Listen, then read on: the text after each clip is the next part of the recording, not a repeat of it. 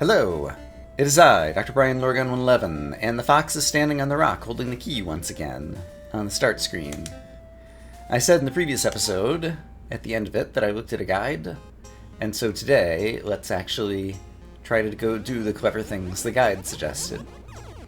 So one of them is, I have never used a balloon to fall into the void out here in the warp place. And if I do so, I end up here. And here there is a chest with a record. And a way to just get back to the warp zone, apparently. Alright, cool. I don't know that I would have thought of that on my own, but that's very clever. This is not a necessary secret, but I never swung my sword here, and it turns out there's a secret. And inside this cave, we will find money. While I'm up in this portion of the map, let's explain this area. It's a hot spring. Look at my health. It's refilling while I spend time in the hot spring. And I've heard people guess that these are supposed to be capybara, and one of them has an orange on their head. I don't know if that's actually true, but I think it's basically just Easter eggs and a little hot spring for the player. So that's nice. I'd actually noticed this square on my map, but didn't figure out a way to get to it, but there is a way to get to it. It's to use the balloon. I'm not sure why I didn't think of this. And so if I go here, this is a square I've never been to before, and it's got a chest with money. You might recall that on the city, there was an island that had a fox head in bushes like this, and the middle of the bushes sparkled. And if you were to dig up the sparkles, you would find a half heart. And there's a half heart that I was missing. Back up in the Lost Woods, there are two more codes. One of them apparently was in the Kickstarter trailer, and it is right up, right down, left up. And putting something in the Kickstarter trailer, it's a little bit cheeky, but I'll allow it. And so this leads us to a chest with a record. And apparently there's another code that I'm not sure if the community knows where it comes from. Left, right, down, left, left, down, up, up. Apparently goes somewhere. And I don't know if this is hinted in-game somewhere or what, but there's another record here. Great. This screen over in the swamp, where we had to lead a mushroom on the quest to get to the witch hut, and the mushroom would fall in this little pit of water. I never swung my sword here. And there's a secret cave. And in said secret cave, we find a chest with a record. Imagine that. Just to the right of this screen, I'd pointed out suspicious holes in the trees. This one apparently is suspicious. I guess there's a way to actually get your balloon in here. How would you do that, though? Maybe, since the balloon sometimes hovers in weird spots, maybe if I start up here and press to the right somehow it'll... Like, I hear there's a diggable spot there, but I don't know how to get my balloon to actually go there. Oh, there's a ledge here. Can I get on this ledge and then balloon over? That must be it. Oh. Yeah, I can totally get on this ledge. And here's an opportunity to talk about one of the things that I liked about this game. And in any case, like when there's a game, like one of the things that's good is keeping you guessing and not knowing what to expect. And there was a long time that I thought that these rose bushes or vines were going to be climbable and we were going to get some power-up upgrade that did that. And that never came to fruition. But I still think it's a great thing that these vines were here on various screens and looked like they might be shortcuts to get to different places, because that kind of misdirection means at the beginning of the game you don't know what to expect. Similarly, there were all kinds of rocks that didn't have cracks that I always wondered if I was going to be able to break, and I was never able to break them. And so that kept me guessing about what the next power-up was actually going to be. And so I really appreciated that. But this guy is especially well hidden. Until I got really stuck and someone told me that this was the correct place, I would never have guessed to do this. How do I get my balloon to actually land here? Right there. There we go. And so now, if I dig... there we go. I found a record. In the city, there is a house that I never fully explored. My screenshot maps, I keep the interiors of houses in different spots. And so somehow I never managed to notice. The chest up there, by the way, just has 20 money in it, so I never bothered picking it up. But I went up the stairs over here. I never went south to realize that this is not exiting back out into the other doorway in the city, but it actually goes into a boss room that I've never fought. So let's fight it. Who is it? It's these guys. Oh, they're not so bad. Especially with my upgraded weaponry. Like 5 hits with this sword. Which is still a lot, but no problem. What do we got inside here? It's a half heart! Hooray! I got an achievement. Healthy. You've reached the maximum number of HP. I've got all 30 hearts. All 60 half heart pieces. Okay, cool. And I can understand how I never saw that door, because if you go upstairs, on this floor there's also a south door. This is also where the giant slime was fought. And this, up in the upstairs, leads over to this door. That's the other door in the same screen that we just walked in. And so on the bottom floor, I just kind of assumed that they were connected, even though they weren't. In any case, I think there's a chest I never got in the city sewers, so let me find my way down there. And yeah, sure enough, there is a chest down here that I've witnessed contained a gem, and I have a screenshot of it, but I never actually picked it up. It's in the chest just to my left. And so I think if I can kill the jellyfish, which I can totally do, then we can maybe sail over there. Oh, we have to do it on the next screen. Okay. So if I go this way, maybe I just dig underneath you.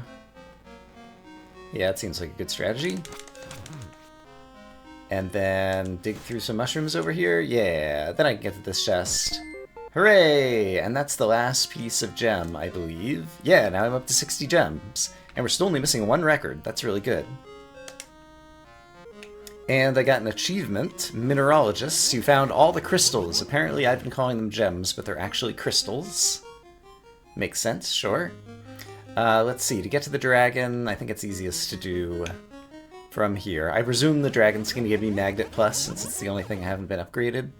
And Magnet Plus also kind of makes sense just from the point of view that it seems like it would be the least valuable of the item upgrades.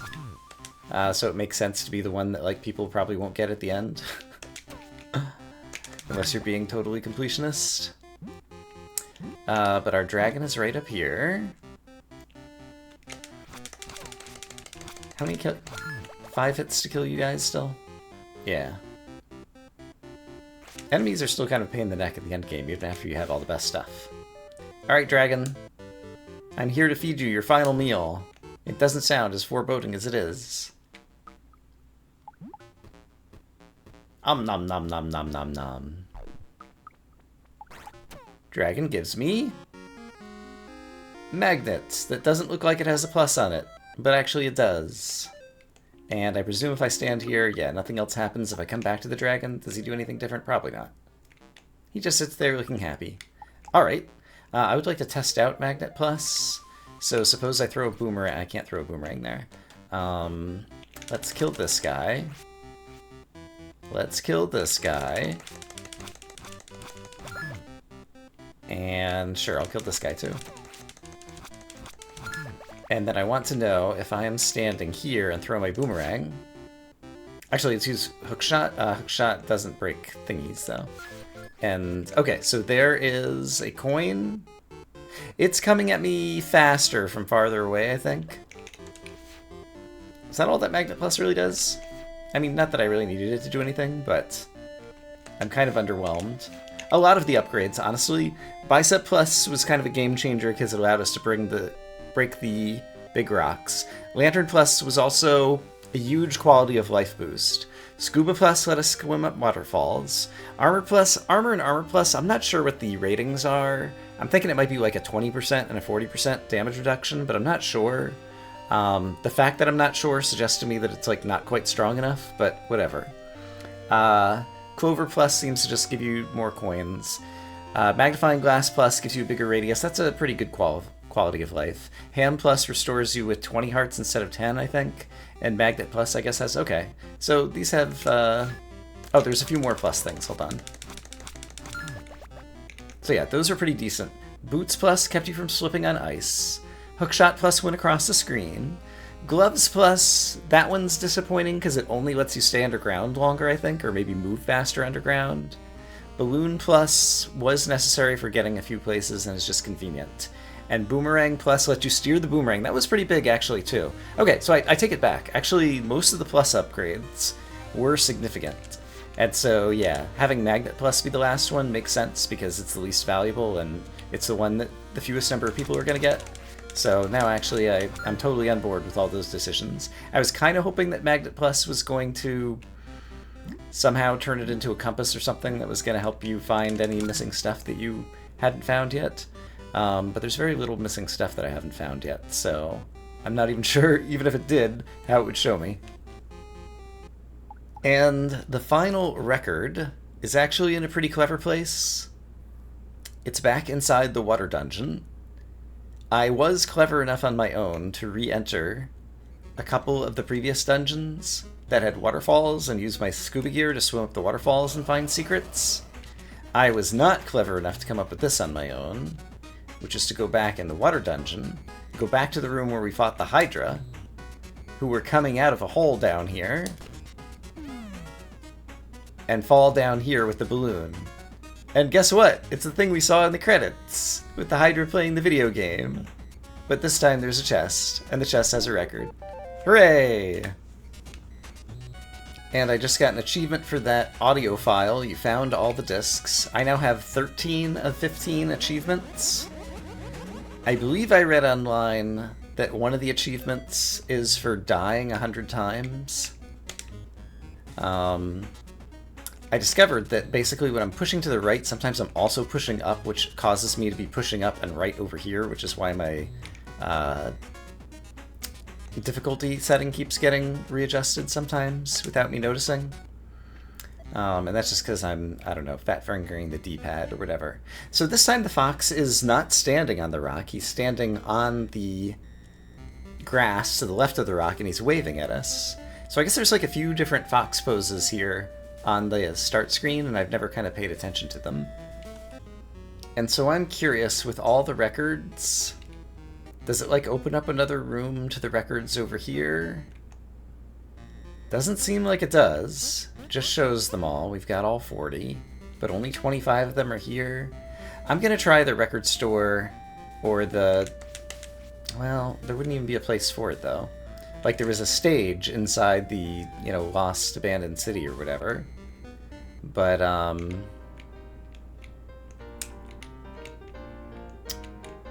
but there's, you know, it's just abandoned or whatever, and I don't think it would change for any reason. Alright, so the last 5 were just like piano renditions. I'm not sure offhand what that is. There's the warp. Puzzle piece, there might be like nonogram songs. Because that sounded like maybe when I did the nonogram once, maybe what I heard. That's the coffee song. And that's you won the game and you sail off into the sunset. And I guess these are the boss battles again then. Oh, and there were 3 different music stages for the 3 different stages of the final battle, I suppose. Or even the chess battle, okay. And then, yeah, these are the different boss themes. Alright, yeah, they're pretty well iconed, actually, for what all the musics are. There was the ghost boss, there was the mole boss, there's the arena. I thought we already saw the Hydra boss, and so I'm not so sure about that. And then these were just the themes of the various dungeons. So there's the bonus dungeon, There was the Mystery Magnifier dungeon. There was Dungeon 4, Dungeon 3, Dungeon 2, and Dungeon 1. I didn't pay enough attention to like which one each of those were. And then I guess this is like some area of the overworld map. That's like the northwest. That's the southeast. I guess that's the northwest. I'm a little confused. I'm not sure. Maybe one of them was inside the dwarf house. Yeah, because this is like inside the village. That's when you're just in the underground, like in a little cave. This is when you first pop out into the overworld. And this is the title screen music. Okay. Well, we got all the things. I think there's one achievement other than the dying 100 times that I haven't gotten. But I don't really care about Steam achievements. And so at this point, I think we have seen most of what there is to the game. That said, let me pull up my map. So there is this screen with the circle with the X, where there was nothing to dig up. I'm not sure if this is supposed to be like where the dwarves originally dug up the stone and like the lore history that kind of like, and then everybody wanted it and they went to war and then went off in 4 directions or whatever that we saw on the 8 murals as we were approaching the Lost City. Maybe, or maybe somebody just stole something out of here, or maybe there's some unknown secret that I haven't figured out. But this is one remaining mystery that I had that was never fully explained. Another unexplained mystery is this secret room that we found in the underground that seems to be, again, possibly like the origin of the final boss monster, or maybe this is where they actually dug up the, bad thing at the beginning of the game. This is just a couple screens away from where the game starts, where the fox just falls down into the hole. If you were able, you need different items to be able to traverse that way, but if you were able to go to the east and then to the north, you end up in this cave. And that has the same kind of like face as the final boss monster. And so I feel like he was like always buried here or something, but I don't know, like once you open all the keys, he comes back to life. I don't know. I thought that there were going to be 2 endings to this game, and one of them was going to be visited here, and the other one was going to be visited at the end of the North Castle. But I guess I was wrong about that. There also are the nonogram puzzles, of which there's just a gazillion of them. And I'm not that interested in doing them. Oh! Alright, so there's actually 125, and I'm not sure if these just show up after you beat the game, because I think previously when I looked at this it only showed the first 100, and I did read that there were 125. Yeah, I don't think it would be interesting to watch me do them, and I'm not all that interested in doing them, at least not this many of them. And so I think someone else that I have been watching has actually solved all the nonogram puzzles, and so I'll probably just watch theirs. But I think that covers all the remaining mysteries that I knew about. And so I talked a little bit about some of these, but I just wrote up some notes, and so I quickly wanted to talk through them again. The thing that was best about this game was just the overall sense of exploration, and the world just kept getting bigger and bigger and bigger. The map, the way that the map interacts with the power-ups, the puzzle dungeons, all of those kind of mechanics had just a great sense of exploration. And while in general I like games that have text and explain things, the way that this game did things textlessly, so that you just had to kind of like guess and figure stuff out in terms of what stuff meant and what you were meant to do, helped inspire that extra kind of like exploration and sense of wonder in the world. And so I appreciated that. That said, I think if this game were in color rather than black and white, it would have been far more legible, and that would have helped in a number of places. But I understand, appreciate, and respect the choice to do the retro 1-bit kind of thing, which might have been easier or harder in terms of drawing the pixel art.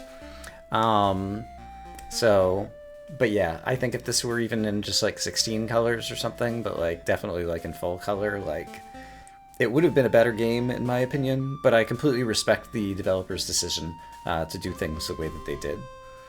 Even if some things were a little bit illegible as a result of that. I like the fact that a lot of the items did multiple things, like the magnifier not only showed you the stuff on the walls, but also unlocked the fast travel system. I like the... I kind of talked about this in the puzzle dungeons, but also just in terms of like the overworld, the way that everything fit together, there were many different paths to progress depending upon what order you got the items, and it was possible to get a number of items in a number of different orders. And so it'd be interesting to replay this or watch more people play this and see what order they end up getting the power-ups. Definitely the enemy difficulty kind of like gates you and steers you towards a particular path, but there were many regions, such as the city. There were like 3 ways to get into the city. You could go out through the north end and battle a whole bunch of hard monsters and then come up into the south end of the city. You could find the secret cave right at the start of the game, or you could take a nap and wake up in the city, but you'd only be able to traverse a couple of screens until you got the balloon. And there was also, if you you brought the mushroom to the witch, you could wake up in the northeast forest, and then there was a secret place to dive down that you could get up into the city through a secret exit back there. And there was the Lost Woods. You wouldn't know. Again, you could play it kind of like a Knowledgevania, that like now I know the code I could get from the Lost Woods to the city, but normally you'd have to be in the city and discover the tablet in the city that gave you the code to get from the Lost Woods to the city. But it means that in terms of like replaying things as a Knowledgevania, there's a number of different ways to get there. And so you could like speed run the balloon, I'm pretty sure, which would like completely change the game. So that part is really interesting. I already talked about the fact that like there were kind of like decoys, there were rocks that you were never able to break, there were vines that you were never able to climb, but it just kind of instilled the sense of wonder in terms of wondering what the next power-up was going to do for you. And yeah, there didn't appear to be any actual like soft locks. It's very easy when you have all these different ways to go that someone could run out of keys in a dungeon or end up in a spot where they got the power-ups out of order and now they can't get out of where they are, and that never seemed to happen. And so I really wonder what the like dependency graph of traversal for the entire map looks like. I'm sure it's very complicated, and I wonder how the developer kind of like successfully did that. Combat was never great. Some of it is probably like my own skill level, like I didn't use my ranged combat very well, but a lot of it's just like hammering the melee button and hoping for the best. Most of the enemies were like damage sponges, and so I was just always trying to get my best melee weapon upgrades to get through. But that was okay. I was more in it for the exploration and the secrets than I was for the combat, and I got through the combat. The one place I got stuck, I turned down the difficulty, and it turned out that if I had solved a puzzle first, I would have gotten a damage upgrade that might have enabled me to do that combat thing anyway. And so, overall, it was fine. The end game I thought was a little bit underwhelming, just in terms of I was hoping to get a little bit more story, or like, you know, like collecting the final few things, like you get the Magnet Plus from the dragon, okay, whatever. There was so much money in the end game. I watched someone play this on the hardest difficulty where there's no health regen for picking up coins, and even they had too much money at the end game, even after buying tons of cheeses and tons of hams every time they died.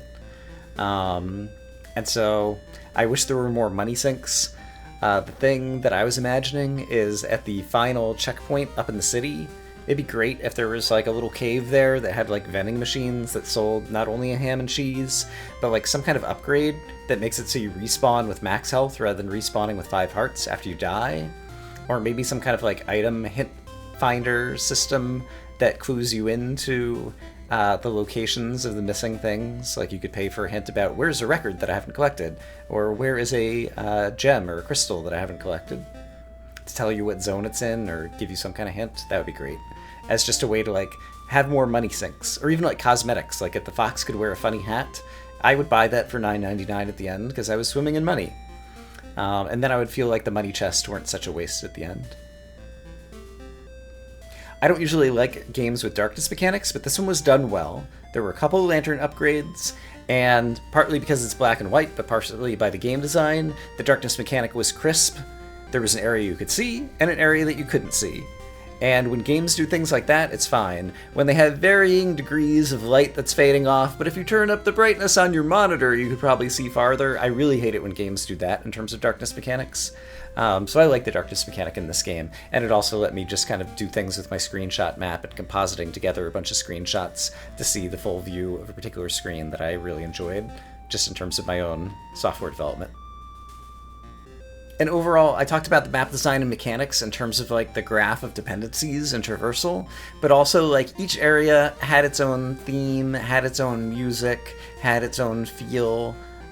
Each dungeon was the same way, and so just in terms of like the design and like the enemy sets and different things like that, I thought that that was really well put together as well.